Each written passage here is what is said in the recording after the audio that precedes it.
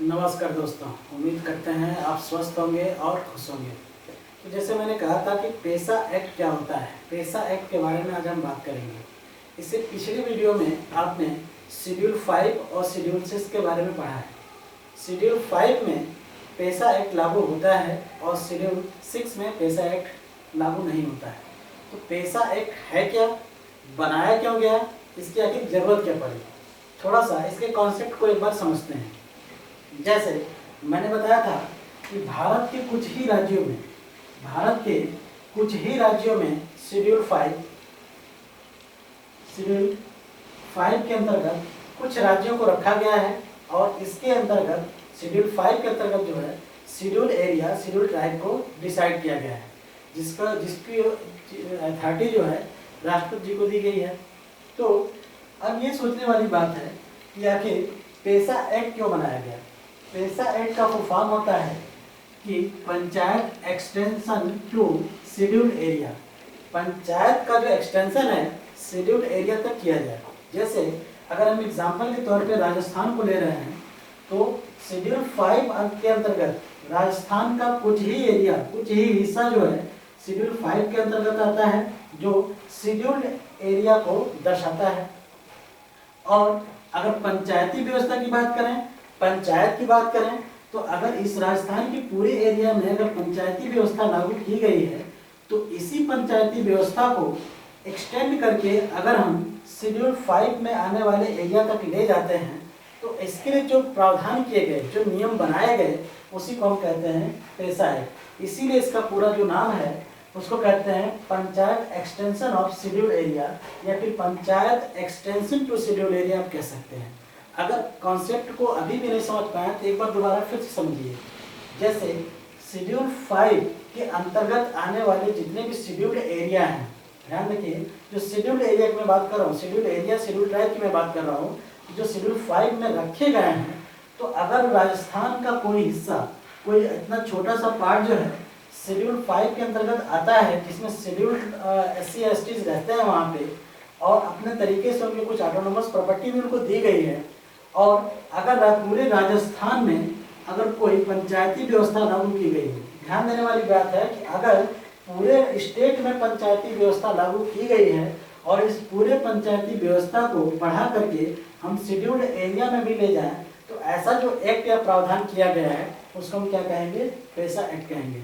उम्मीद करते हैं कि पेशा एक्ट जो है आप अच्छे से समझे होंगे। अब जरा आते हैं इनके टर्म्स पे। जैसे 1992 में संविधान में एक संशोधन किया गया था और संशोधन करके संविधान का पार्ट 9 भाग 9 जोड़ा गया था, जिसमें पंचायती व्यवस्था की बात की गई थी। ध्यान से सुनिए, 1992 में एक संविधान में संशोधन करके भाग 9 जोड़ा गया था, जिसमें पंचायती व्यवस्था की बात की गई थी, और इसमें कहा गया था कि did not apply to 5th scheduled area.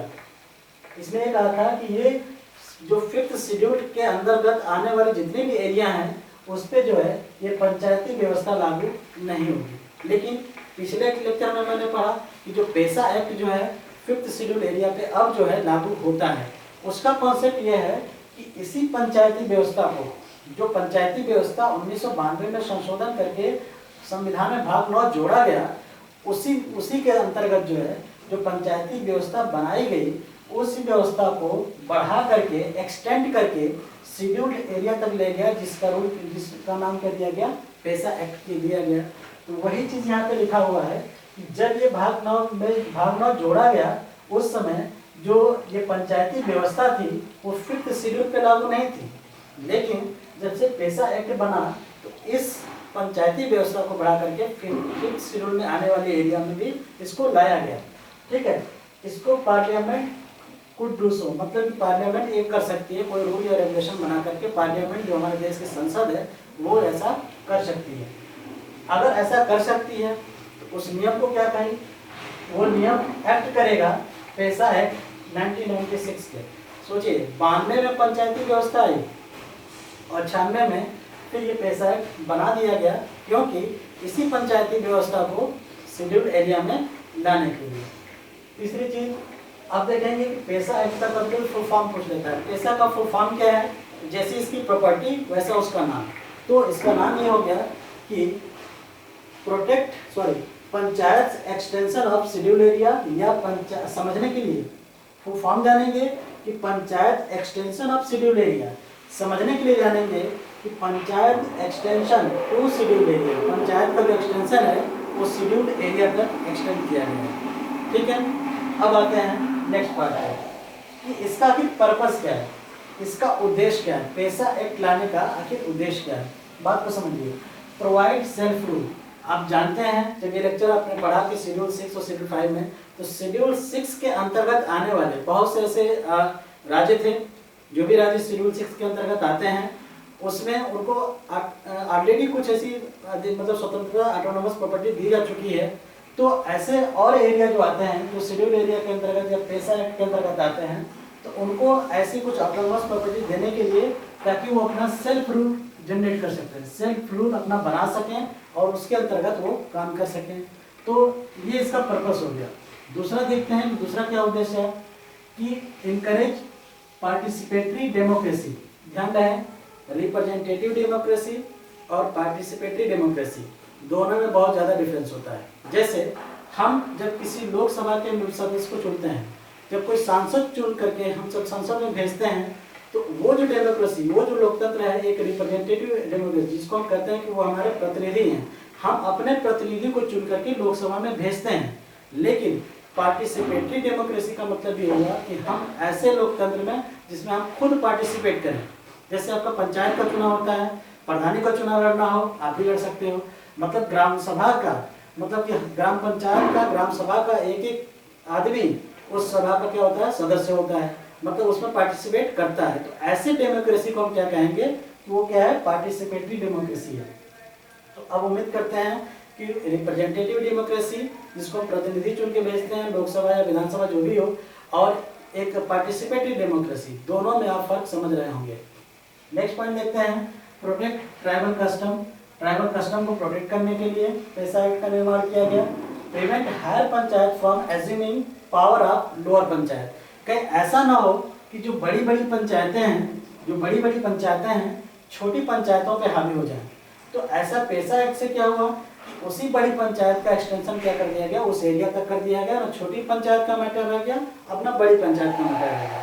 तो बड़ी पंचायत में छोटी पंचायत पे हावी ना हो जाए, इस पर्पज से भी पैसा एक्ट को लाया गया। अब देख लेते हैं कि ग्राम सभा में आखिर पैसा एक्ट का क्या रोल है। मतलब कि रोल ऑफ ग्राम सभा अंडर पैसा 1996 में जो पैसा एक्ट बनाया गया, उसका रोल जो है, ग्राम सभा का रोल इसके अंतर्गत क्या होता है, इसको जानेंगे। जैसे प्रोटेक्ट कल्चर, हर एक गांव का, देश में कितने भी जानते हैं, बहुत सारे गांव, लगभग 640 लाख गांव हैं पूरे देश में, लगभग, मैं एग्जैक्ट डेटा नहीं बता रहा हूँ, लेकिन लगभग 640 लाख गांव हैं पूरे भारत में। तो हर एक गांव का, हर एक स्टेट का अलग अलग कुछ कल्चर है। तो उस कल्चर को अगर प्रोटेक्ट करना हो, गांव के मतलब कल्चर को अगर प्रोटेक्ट करना हो, उसके लिए कस्टमरी डिस्प्यूट रिजोल्यूशन, जैसे कोई छोटा मोटा गांव में विवाद हो गया, तो अगर पैसा एक्ट के अंतर्गत क्या करेंगे, पंचायती व्यवस्था के अंतर्गत वहीं उस मामले को सुलझा लेंगे। ठीक है। कम्युनिटी रिसोर्सेज, कुछ कम्युनिटी के रिसोर्सेज होते हैं, अगर उसमें कुछ हार्म हो रहा है तो उसको अगर बचाने के लिए हम क्या करते हैं, पैसा एक्ट के प्रावधानों को लागू कर सकते हैं। दूसरी चीज, identify beneficiary of poverty alleviation and other programs. जैसे अगर सरकार ने कोई योजना बनाई या कोई प्रोग्राम ऐसा डेवलप किया जो आपके गरीबी को दूर करने के लिए या आपके गांव के डेवलपमेंट के लिए जारी किया जाता है, तो उसकी बेनिफिशियरी कि जो कौन इस चीज़ के लिए हकदार है। जैसे अगर प्रधानमंत्री आवास आया और सारी योजनाएं आई, तो उस आवास के लिए असली हकदार कौन है, ये भी डिसाइड कौन करेगा, पंचायती राज व्यवस्था या पंचायती व्यवस्था ही करेगी इसके लिए कि आखिर इसका असली हकदार कौन है। एक्टिव डेवलपमेंट प्रोजेक्ट, अगर कोई डेवलपमेंट प्रोजेक्ट आता है, कोई विकास के लिए, गांव के विकास के लिए कोई प्रोजेक्ट सरकार लॉन्च करती है, तो उसको अप्रूवल कौन देगा, उसको भी अप्रूवल जो है पैसा एक्ट 1996 के अंतर्गत ही मिलेगा। ये panchayat certificate of utilization of funds, अगर कोई फंड जारी होता है, अगर उस ग्राम सभा उस पंचायत के लिए कोई फंड जारी किया जाता है कि किसी प्रोजेक्ट के थ्रू कोई प्रोजेक्ट लॉन्च किया जाता है, तो उसमें ये चीज़ देखा जाता है कि उसके लिए सर्टिफिकेट कौन देगा, इसका प्रमाण कौन देगा कि जो फंड जिस प्रोजेक्ट के लिए जारी किया गया था उसका यूटिलाइजेशन सही तरीके से हुआ अथवा नहीं हुआ या सब कुछ बेकार चला गया, उसके लिए एक सर्टिफिकेट जारी करेगा। सर्टिफिकेट भी जारी कौन करेगा? पेशा एक्ट 1996 के अनुसार पंचायत ही जारी करेगी उसके लिए। और लास्ट पॉइंट इसका देखते हैं, फॉर ग्रांटिंग माइनिंग रूल। जैसे क्या हो गया कि जैसे किसी गांव में, भारत के किसी भी गांव में 640 से अधिक गांव यहाँ पे हैं, उनके सभी गांव में से कोई अगर माइनर कोई लीज लेना हो, चाहे कोई माइनिंग करनी हो छोटी मोटी, जब मैं मेजर की बात नहीं कर रहा हूँ, छोटी मोटी अगर कोई माइनिंग करनी है उसको लीज पे लेना है, तो उसके लिए जो अथॉरिटी रिकमेंड होगी, अथॉरिटी की जो रिकमेंडेशन होगी वो मैंडेटरी होगी किसके थ्रू? पंचायत के द्वारा। आप उसको पंचायत से ही ले सकते हैं, अदरवाइज ऐसा नहीं कि कुछ भी आप वहाँ पे शुरू कर सकते हैं, किसी भी चीज़ की माइनिंग खुदाई शुरू कर दे वहाँ पे, तो ऐसा नहीं हो सकता। तो उम्मीद करते हैं कि पेशा एक्ट क्या होता है, क्यों बनाया गया, इसके क्या फैक्ट्स हैं, आप सब चीज़ याद रखेंगे और आपको याद हो गए होंगे। वीडियो को अगर ना समझ में आप दोबारा इसको करिएगा, देखिएगा और इस पेशा एक्ट को अच्छे से समझिएगा। 5th शेड्यूल और 6th शेड्यूल को रिलेट करके चलिएगा, तब ये चीज़ अच्छे से आपको समझ में आएगी। तब तक के लिए धन्यवाद।